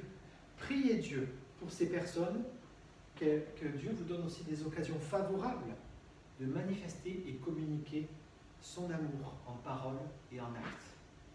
Cherchez aussi. Cherchez, c'est-à-dire chercher à approfondir la relation en s'intéressant à la personne, à ce qu'elle fait, et découvrir aussi ses besoins spirituels, ses questions existentielles. Cela demande parfois du temps et certainement la révision de nos priorités. Enfin, aller à la rencontre aussi, en invitant ces personnes, chez vous, un petit groupe, à un repas, un petit groupe, peu importe. Et enfin, accompagnez-les, c'est-à-dire allez avec eux, faites du cheminer avec ces personnes, répondez à leurs questionnements, suivez leur cheminement sans jugement. Je suis personnellement ce petit outil depuis plusieurs années et franchement, Dieu m'éblouit. Parfois, je suis même, ah ouais, là j'ai une occasion, j'ai pris ça et je suis un peu terrassé par ce que Dieu fait dans les vies. Mais quand on s'implique, quand on y va, Dieu fait le reste. Prendre sa part, ça commence donc par prier pour nos frères et sœurs en Église, mais aussi celles et ceux qui nous entourent. Troisième implication de notre passion de l'Évangile, c'est, j'aimerais aussi parler de l'intentionnalité dans ces relations, justement, qui rejoint un petit peu ce que je viens de vous dire. On voit dans les versets 11 et 12, là, que Paul manifeste son désir donc de rencontrer les Romains pour leur partager quelques bénédictions, pour les consolider, les affermir dans leur foi et être encouragé avec eux. Alors je me suis dit que peut-être il avait été frustré de ne pas pouvoir leur communiquer cela de vive voix, et donc il a décidé de façon intentionnelle de leur écrire un courrier avec des objectifs bien précis. Et cela a été très inspirant, et est très inspirant pour moi, notamment et pour la passion pour l'Évangile. Car l'un de nos objectifs, c'est d'étonner le monde. C'est d'étonner le monde. C'est de troubler, c'est de surprendre celles et ceux qui nous entourent, et nos frères et sœurs compris. C'est de rayonner l'amour. Comment? Alors bien sûr en cultivant premièrement notre intimité avec Dieu, parce que tout vient de là. Et la semaine prochaine, Xavier prendra la valeur écoute de Dieu et insistera sur cela. Mais aussi en étant intentionnel dans nos relations, en allant, c'est-à-dire volontairement vers notre prochain, en préparant même nos conversations. Alors bien sûr, sans biaiser la spontanéité et la légèreté. Cela peut passer par exemple par, avec notre voisin, wow, ta pelouse, elle est vraiment bien tondue, nickel. Ou alors, tiens, j'ai quelques légumes à te passer de mon potager. Vous savez, tous ces actes qui disent je t'aime, qui disent je t'apprécie en fait. et qui manifestent notre intérêt pour l'autre, notre considération pour l'autre, notre vif désir de lui communiquer quelques bénédictions, le fortifier et être encouragé avec lui. Alors mes amis, quelles pratiques questionnent vos collègues? Quelles pratiques vont questionner vos voisins cette année? Et vont nous questionner, nous, en nous regardant, parce que nous avons tous des effets miroirs les uns les autres. Comment est-ce qu'on va s'étonner les uns les autres dans notre passion pour l'Évangile? Qu'est-ce qui provient de notre foi et en quoi nos vies sont des signes qui interpellent celui qui est à côté de moi, là où tu es? Et voyez-vous, cette intentionnalité aura toujours un bénéfice secondaire pour nous-mêmes. Non seulement elle étonnera l'autre, et elle enrichira l'autre, mais elle sera aussi un encouragement pour nous parce que nous verrons ce que Dieu fait dans les vies et dans notre vie aussi, à travers son action. Elle contribuera du coup à notre croissance spirituelle, personnelle et pour nos progrès dans la foi. Alors mes amis, soyons intentionnels dans nos relations, soyons décidés, car sans cette manifestation, nous ne pourrons pas personnellement grandir dans notre foi, je pense, ni voir le fruit auquel Dieu veut que nous participions ici-bas. Avant-dernière implication qui rejoint encore cette intentionnalité, c'est notre croissance spirituelle que je vois dans ce verset 13. Ce quatrième principe concerne donc cette croissance spirituelle des autres, mais aussi de soi. Et cet été, comme vous le savez, n'a pas été un été très très favorable pour les jardins, surtout pour les potagers. Alors, vous qui avez des potagers, surtout pour les tomates, la météo capricieuse avec le vent, avec la pluie soleil, cette alternance a été fatale. Si bien que moi, dans mon potager, quand je suis rentré de vacances, j'ai dû tout jeter avec le fameux mildiou. Mais la nature nous enseigne tellement sur les conditions nécessaires pour une bonne croissance. Et tout jardinier qui se respecte sait combien il est important de bien préparer la terre en la nourrissant avec son compost, de planter dans un endroit bien exposé au soleil, d'arroser régulièrement, mais pas trop, et éventuellement d'appliquer un bon paillage pour garder l'humidité. Tout ça avec une dose de patience pour laisser le temps faire son travail. Eh bien, le fruit spirituel chez les autres, mais aussi en nous, ne se verra que si les conditions également sont respectées. La patience et l'attente du Saint-Esprit, de l'œuvre du Saint-Esprit dans les cœurs, c'est la base, déjà. Mais nous pouvons aussi préparer la terre par la prière, l'opération André, dont je vous parlais. Nous pouvons également trouver de bons endroits et provoquer des discussions de façon intentionnelle, comme je vous le disais. Nous pouvons aussi arroser nous-mêmes, mais aussi les autres, par des versets bibliques, mais attention, pas trop, parce que trop de versets, à un moment donné, ça dégoûte, franchement. Et nous pouvons aussi appliquer un bon paillage en développant des relations de confiance qui permettra à la parole d'être écoutée et, nous l'espérons, être accueillie dans le cœur. Nous comprenons donc que la croissance spirituelle fait partie de ce processus où Dieu nous invite finalement à être au service des autres, pour que nous croissions et à travers notre croissance, eh bien, les autres seront interpellés par Dieu. Et là, nous rentrons finalement dans un processus et dans un cercle vertueux. Laisser Dieu régner en nous, être au service des autres, les aimer, ça va nous faire grandir à nous, et les autres vont être étonnés, interpellés par ce que Dieu fait dans les vies et dans les cœurs. Alors, voulons-nous grandir? Voulons-nous porter du fruit? Eh bien, laissons Dieu œuvrer par sa parole, en le laissant nous arroser, et aussi par son esprit. Et je termine ce message par cette dernière manifestation, qui est l'engagement dans notre mission, finalement, notre part, comme ce petit colibri. Dans ces versets 14 et 15, l'apôtre, ici, explique qu'il se doit aux Grecs, aux barbares, aux savants et aux ignorants. En fait, c'est une manière d'expliquer son devoir envers toutes les personnes et toutes les catégories sociales de l'époque. Quelle que soit la provenance, le niveau intellectuel, l'origine des personnes, Paul se sentait lié, engagé véritablement dans la mission que Dieu lui avait confiée. Et le terme utilisé ici en grec pour je me dois, il est très fort parce qu'il y a une notion même d'obligation à assumer le mandat de Dieu.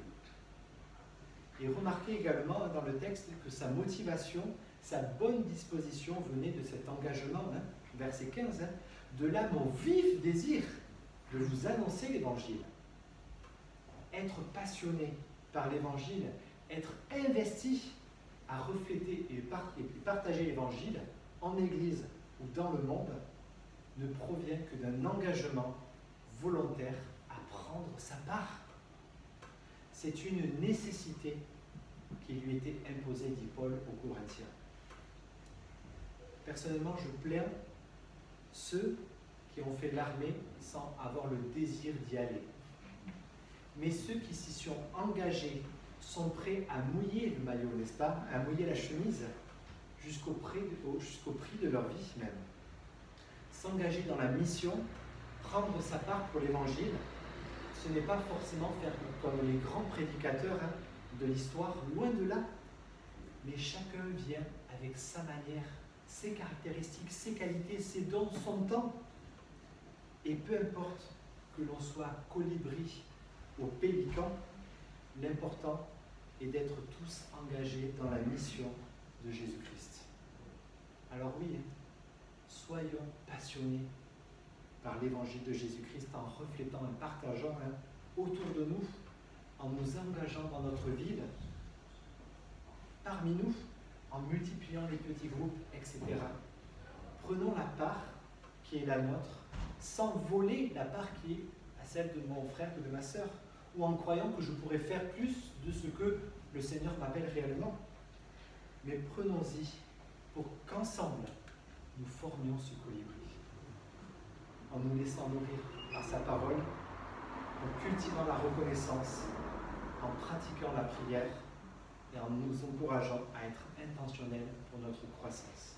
Alors que Dieu nous bénisse tout au long de l'année et que nous soyons émerveillés par ce qu'il va faire dans nos vies et dans celles et ceux qui nous entourent. Je vais simplement prier.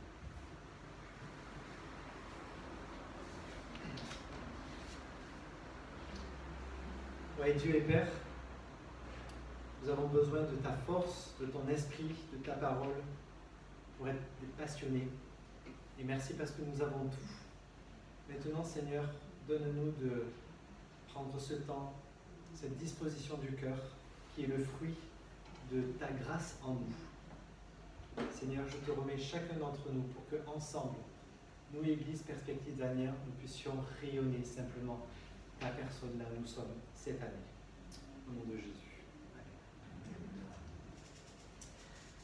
Alors j'aimerais maintenant, de façon toute concrète encore, qu'on ait 3 témoignages pour terminer notre temps ce matin. Le premier d'Abby, ensuite de Jean-Philippe, et on terminera donc par Benjamin avant un dernier chant. Voilà des manières concrètes de manifester notre passion pour l'Évangile. Donc Xavier et Abby, si vous pouvez venir, voilà, pour quelques témoignages et annonces.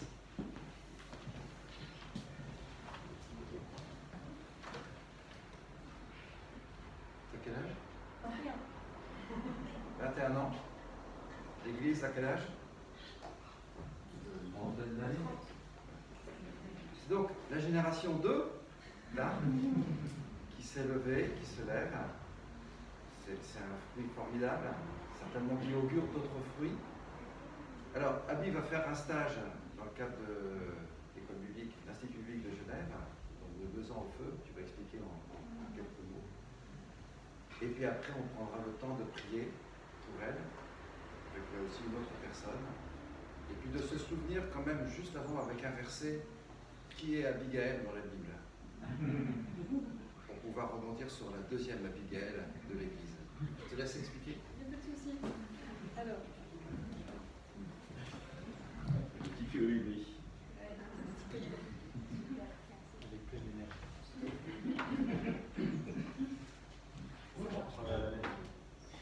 Bonjour. Ça fonctionne? Ouais, super. Donc du coup, ouais, il y a presque un an jour pour jour, je partais à l'IBG, donc c'est l'Institut biblique de Genève, où j'ai passé un an, je sais pas trop comment décrire, c'était plutôt fou. Et ouais, bon, voilà, s'il y a des jeunes qui veulent se former, moi j'encourage vraiment à faire l'IBG, c'est vraiment une belle école de disciples, de discipula. Et autant par les cours, autant par les conversations et les gens que j'ai pu y voir, j'ai vraiment appris énormément. Et Dieu a décidé que l'aventure n'était pas finie pour moi, puisque je continue et je fais une deuxième année, enfin un deuxième cycle qui dure 2 ans. Donc je pars à Lille, donc au Feu de Lille, hein, c'est le foyer évangélique universitaire, avec pour formateur Pascal Herman, donc, qui est sur l'île depuis, si je dis pas de bêtises, une 20aine d'années, qui est formateur depuis un bout aussi, donc bon, voilà, je suis entre de bonnes mains. Et donc je fais 80% de mon temps, je suis au feu, mais aussi 20% de mon temps qui sera dédié à une église, c'est une église CAEF, qui s'appelle l'église de Loville, pour ceux qui connaissent. Et donc j'aurai aussi une formatrice dans le cadre de l'église. C'est pas ma formatrice officielle, mais voilà, elle va me prendre sous son aile de colibri. Voilà. Et donc ça c'est pour mon temps de formation concret, mais je continue aussi les cours à l'Institut biblique. Donc une fois par trimestre, j'aurai 2 semaines de cours, donc je devrais me rendre là-bas.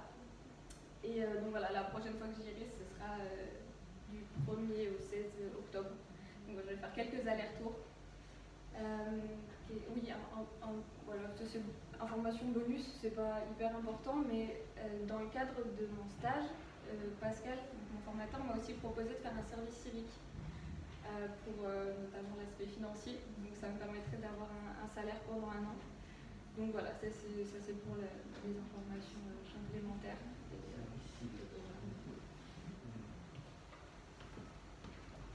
Merci. Je regardais ce matin un petit peu qui est Abigail dans la Bible. Donc c'était une épouse de David.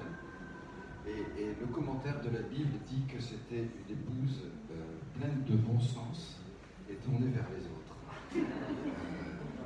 Bon, je ne commande pas plus. Vous avez compris l'analogie, hein, pour que ce don-là puisse s'exprimer donc, sur la région de l'Ouest, on verra où, hein, c'est là qu'il décidera. Et un verset quand même que David, dans le livre de Samuel, disait à l'Éternel. David répondit à Abigail, « Béni soit l'Éternel, le Dieu d'Israël, de t'avoir envoyé aujourd'hui sur ma route. Béni sois-tu pour ton bon sens. » Alors, je vais prier. Est-ce qu'une autre personne dans l'Assemblée pourrait prier après moi pour Abigail? Ok, Yann. Merci Seigneur pour notre Église qui est témoin de la réponse que Abigail a donnée pour être envoyée avec son bon sens, sa personnalité, ses richesses. Seigneur, nous prions que tu sois à ses côtés pour la suite, pour les 2 années qui viennent de stage-là, dans les aspects pratiques, dans les aspects matériels, dans les aspects financiers et dans les aspects d'engagement, pour que sa passion de l'Évangile puisse se manifester, qu'elle puisse le partager autour d'elle avec les étudiants. Tu la bénis sur la suite, Seigneur, et que nous soyons à ses côtés par la prière. Béni sois-tu pour la grâce que tu as mis en elle. Amen. Seigneur, merci et quelle joie de voir Abby, de voir son désir de te servir, de se former. Merci pour tout ce que tu lui as apporté de plus en plus jeune âge au sein de nos assemblées. Merci pour ses parents qui l'ont enseigné, qui l'ont conduit. Merci pour le choix qu'elle a fait de te suivre, de te donner sa vie. Merci pour son désir maintenant de te servir tout en continuant à être formé. Seigneur, tu l'as nourri richement pendant cette année à Genève et tu vas continuer à le faire. Et nous sommes tellement heureux de savoir qu'elle se lève pour toi. Et nous voulons penser à elle, prier pour elle, la soutenir de toutes les façons possibles dans ce ministère. Et veuille encore continuer à la faire grandir dans sa foi. Merci Seigneur. Amen. Amen.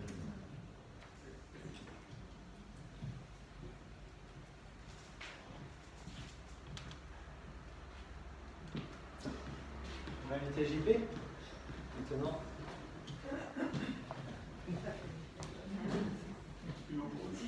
Ouais, c'est plus lourd.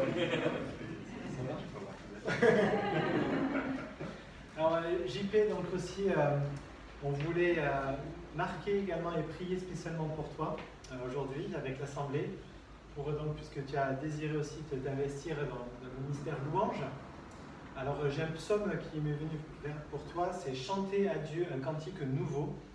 Et j'ai pensé à cela pour cette aspiration aussi au chant, à donner gloire à Dieu à travers le chant, la musique, et également cette nouveauté, cette fraîcheur aussi, que j'espère on va vivre et expérimenter avec toi, et de pouvoir aussi te bénir spécialement pour le ministère dans lequel tu t'engages pour chacun d'entre nous et à la gloire de Dieu. Voilà, je te laisse quelques mots si tu veux.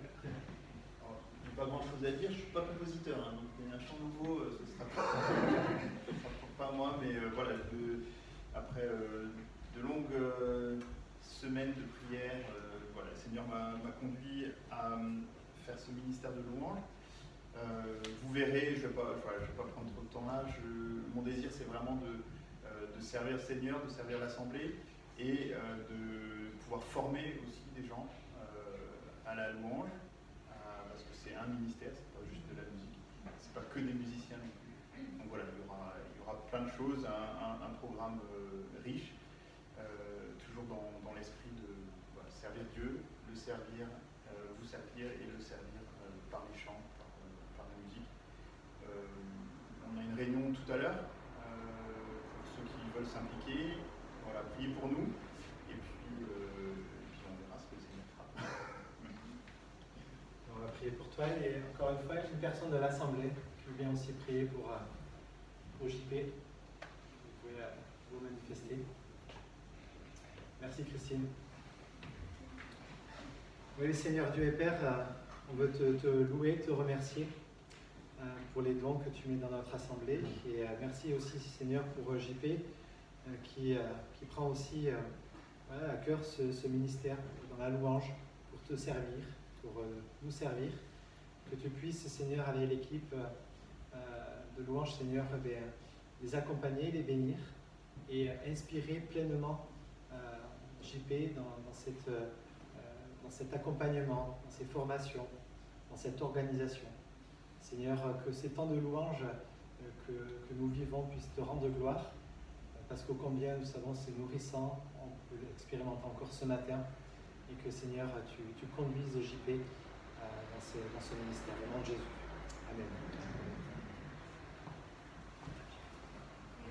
Seigneur pour cette grâce que tu nous fais d'envoyer quelqu'un pour nous aider à t'adorer, à s'entraîner, à te louer. Seigneur, c'est si important ces moments où ensemble nous pouvons te dire que nous t'aimons. Merci de bénir Jean-Philippe dans son ministère.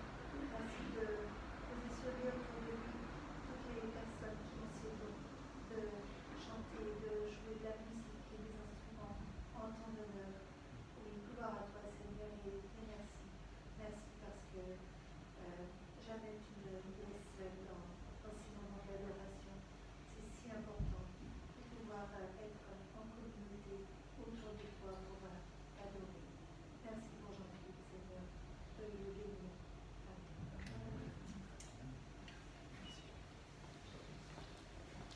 Et nous terminons ce matin aussi avec Benjamin. Donc, je t'en prie, tu peux venir. Donc, Benjamin aussi qui s'implique de façon concrète aussi dans un ministère d'évangéliste et notamment avec une formation. Tu vas nous décrire aussi ce que tu as pu vivre là dans l'instant.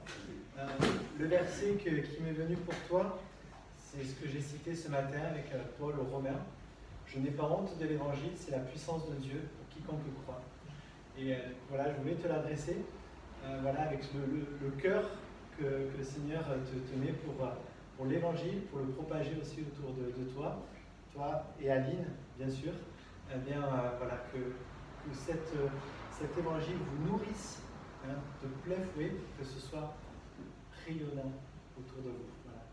Je te laisse aussi quelques mots de présentation. Merci. Tu commences ? Ouais, merci.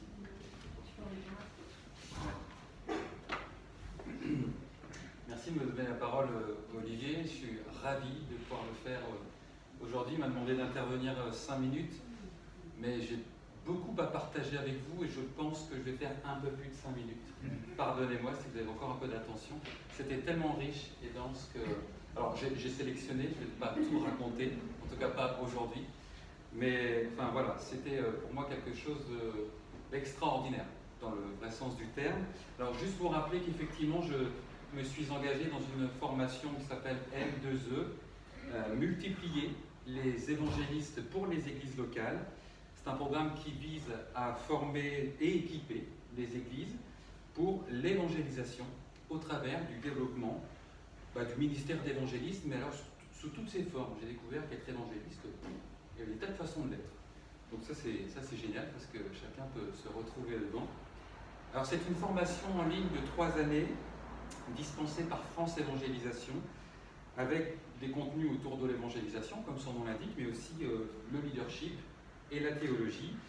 Et j'aurai la joie de participer à des séminaires en présentiel. Ce fut donc le cas il y a 2 semaines de cela. On s'est retrouvé à, si ça veut bien fonctionner, voilà. On s'est retrouvé à Saint-Albin, en Bourgogne-Franche-Comté, dans la demeure d'enfance de Jean-Paul Sartre, pour votre information quand même. C'est un joli domaine, propice à la réflexion et à l'enseignement. On était une soixantaine je ne sais pas si tout le monde voit, une soixantaine de personnes, un petit groupe constitué d'évangélistes, d'auteurs, d'orateurs, d'artistes, des implanteurs aussi, des pasteurs et puis d'autres membres de France Évangélisation, tous vraiment zélés pour Christ. Des fois j'étais pas très à l'aise, j'ai du mal à suivre tout ce petit monde. Et puis 3 promotions d'étudiants dont je fais partie. Alors on est 3 cette année à rejoindre ce qu'on appelle les M2iens. Voilà, M2E, nous sommes des M2iens. Donc l'un est âgé de 26 ans, il travaille en crèche dans la région parisienne, et puis l'autre est pasteur, 54 ans, du côté de Douai, me semble-t-il. Puis moi, ça fait bien longtemps que j'ai plus 20 ans, et un peu plus que l'Église. Donc, puisque j'ai 40 ans, j'ai eu 40 ans cette année. Alors qu'est-ce qu'on a fait pendant ces 5 jours? Eh bien, toutes sortes de rencontres pour apprendre à connaître nos collaborateurs, des cours, des ateliers que l'on a pu suivre en petits et grands groupes, des entretiens individuels, des temps de louange et de partage, et des moments conviviaux, parfois festifs. Il n'y avait vraiment pas de quoi s'ennuyer. C'était vraiment enrichissant, particulièrement édifiant et encourageant, notamment parce que je retiens de ce séminaire pas mal de choses, mais je pourrais les qualifier de leçons de vie spirituelle, et entre autres parce qu'il m'est arrivé quelque chose pour le moins inattendu, c'est-à-dire que je devais me rendre à ce séminaire en train, puisque on n'a qu'une voiture, bon, on va rentrer dans les détails, hein, voilà, une voiture, et puis je suis entre 2 injections, donc il me fallait passer un test antigénique à la pharmacie. Rien de particulier, je me suis fait tripler une fois de plus. Mais pour le retour, le test était positif. C'est-à-dire que le vendredi, lorsque je suis allé en pharmacie, vraiment confiant, j'ai réalisé que j'avais attrapé la Covid. C'est là qu'on dit que je suis allé la Covid. Alors que je me sentais très très bien. Et je n'y croyais pas d'ailleurs. Donc j'ai fait un autotest et relotement positif. Alors là, j'appelle le responsable du château en lui expliquant, et là, ça a bouleversé toute l'organisation du séminaire parce que personne n'avait de masque, on avait tous des passes. Et quand je suis arrivé, on a dû m'isoler. On m'a demandé de rester dans un coin, il faisait beau, et puis le séminaire a continué, tout le monde était en réunion. Moi, j'étais en train d'appeler mon épouse, le boulot, je suis un peu paniqué. Je ne comprends pas ce qui se passe, je m'inquiète, et surtout, grosse frustration parce qu'on s'organise pour me mettre dans une toute petite pièce au fond du château alors que l'endroit était sublime. Vous allez découvrir, j'ai pris quelques photos, quelques mètres carrés à peine. C'était vraiment la pièce où on entendait toutes les eaux usées, débouler. C'était. Enfin, ouais, la pièce où on rangeait les choses enfin, on ne savait pas trop où les mettre d'ailleurs, je suis la question. Bon voilà, grosse frustration d'être privé des autres. L'aspect communautaire m'était particulièrement cher, j'avais rencontré beaucoup de monde. J'étais attristé de manquer les rencontres. Contraint à dîner seul, enfin, j'ai pris quelques photos, mais on tapait à la porte et puis j'ouvrais, puis il y avait un plateau par terre. C'était hallucinant, vraiment, vraiment. Alors on en rigole, hein, mais je peux vous dire que je me suis apitoyé sur mon sort, hein. Je me suis vraiment interrogé sur le pourquoi des événements, et puis j'ai douté aussi de mon ministère. Je me suis demandé ce que je faisais là. C'était vraiment, l'heure était à la mélancolie, et puis, vous savez, notre mentalité elle nous pousse toujours à fixer nos regards sur ce qui ne va pas, ce qui ne fonctionne pas, et c'est vraiment tout ce que le malin voulait à ce moment-là. Et donc les premières heures ont été vraiment pénibles. Puis lorsque j'ai découvert ma chambrette, je me suis dit, en fait j'étais tenté de remplir mon temps avec des futilités. J'ai vu qu'il y avait une connexion, je me suis dit, ouais, je vais télécharger, je vais trouver des trucs à regarder, et puis voilà, comme si j'avais peur en fait de m'ennuyer. Et j'ai beaucoup réfléchi, et les symptômes se sont montrés plus contrariants dès le premier soir. J'ai commencé à m'inquiéter. J'ai entendu pendant 1 an et demi ce que ça pouvait occasionner d'avoir la Covid, de perdre l'odorat, le goût, et puis beaucoup s'en sortent difficilement. Et j'ai demandé à Dieu ce qu'il attendait de moi à ce moment-là. Et il s'est passé un truc, dans cette petite pièce qui ressemble à rien, il s'est vraiment passé un truc. Dieu s'est vraiment révélé, et Dieu m'a répondu qu'il attendait en fait toute mon attention. Il voulait l'exclusivité, et ce temps d'épreuve, Dieu l'a permis, et il l'a transformé finalement en retraite spirituelle, une expérience merveilleuse que j'avais jamais eu l'audace de mettre en œuvre. J'y pensais, mais on ne trouve jamais le temps de le faire. On a toujours d'autres choses à faire, même pour le Seigneur, hein. Et parfois il faut savoir prendre du temps pour soi et pour Dieu. Ça a été vraiment une bénédiction. Bénédiction que d'être seul entre ces murs 2 jours avec mon Créateur, et il m'a offert pour moi les meilleures conditions qui soient pour m'abandonner à lui, vraiment pour m'adresser à lui avec la plus grande sincérité, parce que j'étais tout seul, je pouvais être vraiment moi-même là pour lui. Et à travers la prière, le chant, la lecture, c'est bien de chanter tout seul dans une pièce, sans instrument de musique en plus. Le silence et la méditation aussi. Et vraiment aujourd'hui, ce matin, je veux lui redire toute ma reconnaissance pour l'état supportable qu'il m'a accordé afin de lui rendre le gloire. En fait, le vendredi soir, quand j'ai commencé à avoir de la fièvre, le maux de gorge, le nez encombré, les sinus aussi encombrés, tout l'objet de ma prière, c'est de savoir qu'est-ce qu'on fait, Seigneur. Et en fait, je me suis dit que j'allais m'engager, je lui ai proposé de m'engager à me consacrer en majeure partie pendant tout ce temps libre à lui, durant cet isolement, s'il me laissait les capacités de me consacrer à lui. Pleinement à lui, là pour le coup, parce que je n'avais que ça à faire. Alors je l'ai imploré, déjà de renouveler mon intelligence pour résister à la facilité de combler tout ce temps libre avec des divertissements. Parce que c'est tellement facile. Avec une connexion, on peut regarder tout un tas de choses, des reportages, des films.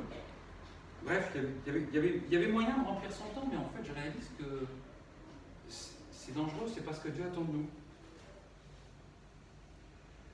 Et puis, surprise, Dieu m'a exaucé dans les minutes qui ont suivi. Je me suis allongé et je me suis senti très bien. Quelques secondes de temps, j'ai senti une chaleur, une agréable chaleur, m'envelopper, j'étais vraiment soulagé, et puis plus rien, je me souviens de plus rien. En fait. Je me suis assoupi, j'ai passé une méga nuit de repos de dingue, et le lendemain, j'ai pu suivre le séminaire à distance, dans de bonnes dispositions, sans douleur, sans crainte particulière. Parce qu'on a mis en place des visios, parce qu'on a fait des cours à l'extérieur, à quelques mètres, je pouvais me placer et entendre. Enfin bref, on s'est organisé, et les autres, d'ailleurs, sur place, n'ont pas été étonnés de l'apprendre, parce qu'un groupe de prière avait intercédé auprès d'eux. Et avait prié. Donc je remercie le Seigneur de m'avoir permis de vivre cette expérience vraiment atypique. Il s'est passé d'autres choses, et j'aurai d'autres occasions pour en parler. Mais en tout cas, je suis aussi reconnaissant parce que je n'ai pas contracté la maladie avant. sinon je n'aurais pas pu vivre le séminaire en question. Je n'aurais pas pu me rendre là-bas et j'aurais manqué beaucoup de choses. Quelqu'un m'a gentiment ramené, je ne pouvais ni prendre le train, ni le taxi, ni le bus. Tout le monde était qu'à contact. Alors, personne, au final, n'a été positif. On a demandé à une infirmière de venir, tout s'est bien terminé. Et puis, cette retraite, on s'est organisé avec mon épouse et mes enfants, et puis j'ai pu la poursuivre au fond de mon jardin, dans une grande tente, aménagée, avec un frigo, un bureau, une télé. J'étais tenté de la regarder parfois. Bon, je la regardais, je me suis dit pourquoi pas, de temps en temps, regarder quelque chose le soir, mais toujours me consacrer le plus possible au Seigneur. Et ces temps bénis ont été pour moi déjà une chance de réveiller et stimuler ma spiritualité. J'ai compris qu'il était vital de s'échapper du sommeil de la sécurité matérielle, de la sagesse et de la négligence, et de la mort et de l'engourdissement spirituel aussi. Le temps passe, et parfois on passe à côté de l'essentiel qu'est le Seigneur. Ça a été aussi pour moi une opportunité de renouveler mes engagements à ses côtés, de faire ménage dans ma vie, en développant par exemple une vie de piété pour lui céder plus de place. Et puis ça a été une occasion privilégiée de témoigner. Autour de moi, de mes amis, de mes connaissances, les gens finissent par l'apprendre et s'inquiéter. Je me dis, mais ça va, c'est cool. Alors il y a eu des hauts et des bas. Il y a une journée où j'étais vraiment pas bien. Mais je veux retenir que les hauts. J'ai tellement été béni. Et donc j'ai pu dire à tous ces gens que Dieu m'a apporté beaucoup de réconfort et beaucoup de joie. Et que c'était tellement... Ouais, c'était top de pouvoir se confier en Christ pendant tous ces temps de solitude. Alors ce que je retiens, j'en ai plus pour longtemps, c'est que finalement, ça ne s'est pas passé comme prévu. Mais tout s'est bien passé. Que le Seigneur il a veillé. Je retiens aussi que la confiance et l'obéissance en Dieu conduisent à des bénédictions. Il nous faut finalement lâcher prise et remettre nos vies entre ses mains, même dans des circonstances insatisfaisantes. Que lorsqu'on traverse aussi une période de désert comme celle-ci, c'est bon d'avoir mémorisé des versets et des chants. Ça m'a tellement aidé. J'avais le chant « Mon Dieu est si bon qu'il prend bien soin de moi ». Je l'ai tellement chanté. Quand ça allait pas, quand ça allait. C'est bon de se rappeler de ses promesses. Et puis Dieu nous souhaite aussi authentiques, avec nos luttes et nos besoins.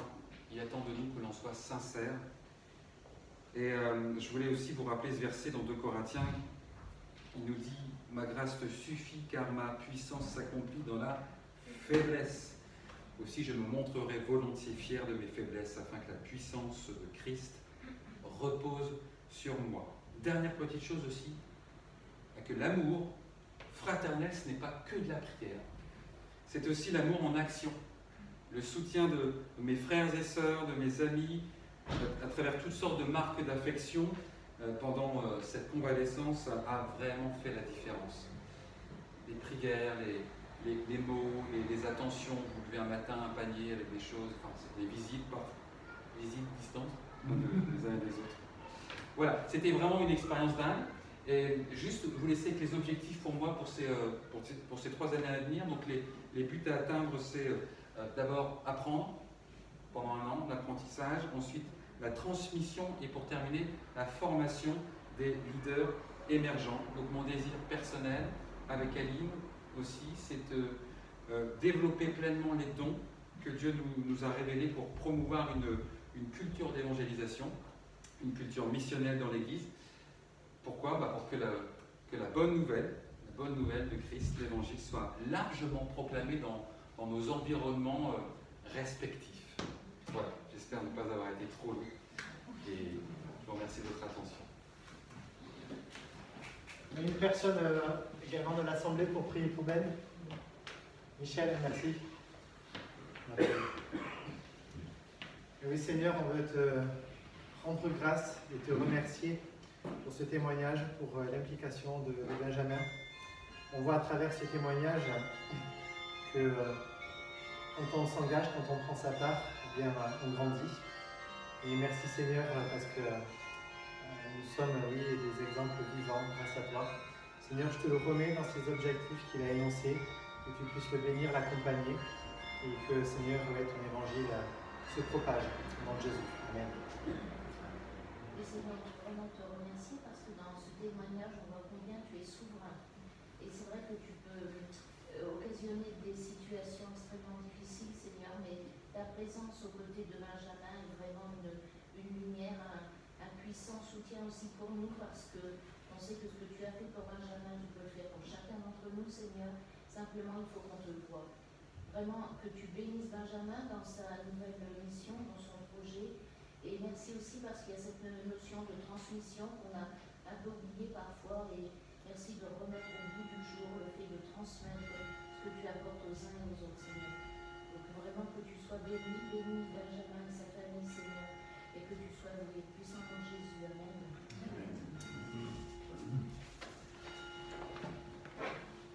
Je voudrais que l'on puisse prier aussi pour l'ami Mochel, donc Jean-Pierre et Laure justement qui souffrent particulièrement en ce moment. Donc voilà, je vais prendre simplement un temps pour prier aussi pour eux. Seigneur, on voudrait aussi te remettre notre frère et notre sœur qui malheureusement ne peuvent pas être parmi nous. Et Seigneur, te demandons de les entourer tout particulièrement, te demandons Seigneur de les guérir, de les soulager, de les fortifier en toi. Seigneur, merci pour leur exemple, leur fidélité, que tu puisses les visiter encore ce matin. Et que Seigneur, nous aussi, nous puissions leur manifester notre amour à travers 1001 façons. Au nom de Jésus. Amen. Conscient que le culte a été riche, c'était le culte de rentrée. Merci pour votre patience. Je vous invite à terminer par ce dernier chant, Notre Père, cette prière. Ceux qui doivent partir, sentez-vous libres. Et voilà, mais sinon, qu'on puisse se lever et chanter ce dernier cantique.